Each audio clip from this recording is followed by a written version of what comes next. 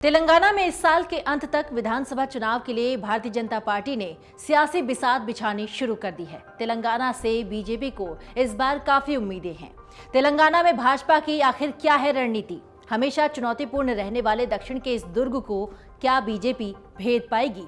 ऐसे में बीजेपी की विजय संकल्प सभा में हुंकार भरने बीजेपी के चाणक्य अमित शाह ने बड़े ऐलान किए।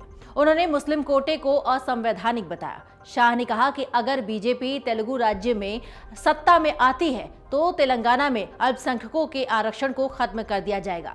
साथ ही ये भी कहा कि तेलंगाना की के चंद्रशेखर राव नीति भारत राष्ट्र समिति सरकार की उल्टी गिनती शुरू हो गई है। उन्होंने कहा कि बीजेपी उन्हें सत्ता से बेदखल किए जाने तक नहीं रुकेगी। हैदराबाद से 46 किलोमीटर दूर चेवेल्ला में शाह की रैली के दौरान चुनावी बिगुल फूंका गया। यूं तो तेलंगाना में इस साल नवंबर-दिसंबर में चुनाव होने वाले हैं, लेकिन मिशन साउथ पर बीजेपी ने तैयारियां अभी से ही शुरू कर दी हैं। बीजेपी ने अप्रैल माह में ही वहां चुनावी बिगुल फूंक दिया है। केंद्रीय गृह मंत्री अमित शाह ने हैदराबाद में रविवार को कहा कि तेलंगाना की के चंद्रशेखर राव नीति भारत राष्ट्र समिति सरकार की उल्टी गिनती शुरू हो गई है। उन्होंने दावा किया कि पूरी दुनिया बीआरएस और के चंद्रशेखर राव के खिलाफ गुस्से को देख रही है। भाजपा तेलंगाना में सरकार बना रही है और भ्रष्टों को सलाखों के पीछे भेजा जाएगा। उन्होंने कहा कि तेलंगाना की जनता केसीआर और आपके परिवार के भ्रष्टाचार को जान चुकी है। ध्यान भटकाने के लिए उन्होंने टीआरएस को बीआरएस बनाया।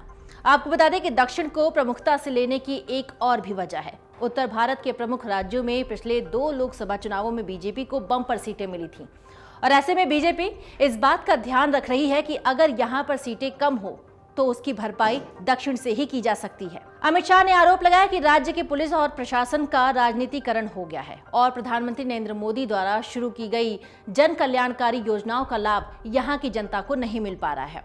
भाजपा के तेलंगाना प्रदेश अध्यक्ष और लोकसभा सदस्य बंडी संजय कुमार की हाल ही में 10वीं की बोर्ड परीक्षा के प्रश्न पत्र में कथित कदाचार को लेकर हुई गिरफ्तारी पर शाह ने कहा कि कार्यकर्ता ऐसे कदमों से नहीं झुकेंगे। शाह ने आरोप लगाया कि वो मानते हैं कि भाजपा कार्यकर्ता सलाखों के पीछे भेजने से भयभीत हो जाएंगे।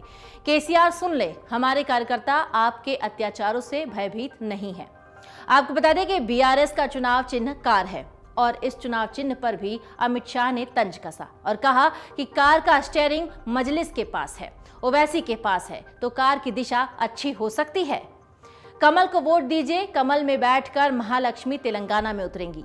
ये भारत का नक्शा भी बताते हैं और कश्मीर को आजाद भारत भी बताते हैं।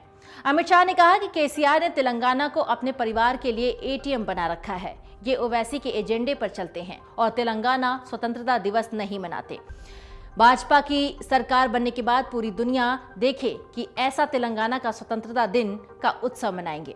अमित शाह ने कहा कि तेलंगाना में युवाओं के साथ अन्याय हो रहा है। यहाँ पेपर लीक हो रहे हैं। लाखों युवाओं का भविष्य केसीआर सरकार ने बर्बाद कर दिया है। जो ठीक से एक परीक्षा भी नहीं करवा सकता, उसे सत्ता में रहने का अधिकार ही नहीं है।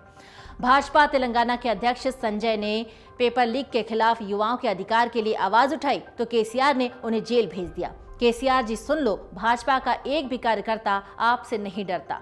हमारी लड़ाई तब तक जारी रहेगी जब तक आपको गद्दी से नहीं उतार देते। शाह ने यह भी कहा कि बीजेपी की सरकार में आने पर हमने पेपर लीक की जांच कराई तो पेपर लीक में शामिल कोई भी शख्स नहीं बचेगा। उत्तर प्रदेश से लेकर मध्य प्रदेश और महाराष्ट्र तक बीजेपी की सरकार है। पूर्वोत्तर में भी कमल खिल चुका है। उत्तर भारत के जिन राज्यों में अभी तक सत्ता में नहीं है, वहां पर भी विपक्षी दल है। पश्चिम बंगाल में भी ऐसा ही है, लेकिन अभी भी बीजेपी का विजय रथ दक्षिण से जाकर बार बार रुक जाता है और यही वजह है कि पीएम मोदी के नेतृत्व में बीजेपी इस बार दक्षिण विजय के लिए सारे समीकरण साध रही है। दक्षिण भारत के 6 राज्यों कर्नाटक, तेलंगाना, आंध्र प्रदेश, तमिलनाडु, केरल और पुडुचेरी में इस समय केवल कर्नाटक में ही बीजेपी ही अपने बूते सरकार में है। पुडुचेरी में भी बीजेपी गठबंधन के साथ सत्ता में है। अब चलिए आपको समझाते हैं कि जातीय समीकरण तेलंगाना में कैसे हैं और किसके पक्ष में हो सकते हैं। तेलंगाना में 2 बड़ी जातियां हैं। पहली जाति है मुन्नर कापू और दूसरी बड़ी जाति है रेड्डी। इन दोनों जातियों का वोट बैंक 40% से ज्यादा है।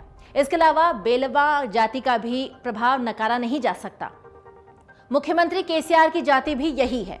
भाजपा अभी राज्य में बिल्कुल सधे हुए अंदाज में आगे बढ़ रही है।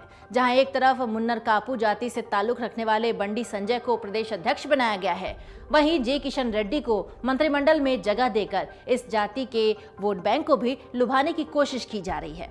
आंध्र प्रदेश से अलग होने के बाद तेलंगाना में टीडीपी का अस्तित्व ही समाप्त हो गया और उनका बड़ा वोट बैंक बीजेपी के साथ आ गया।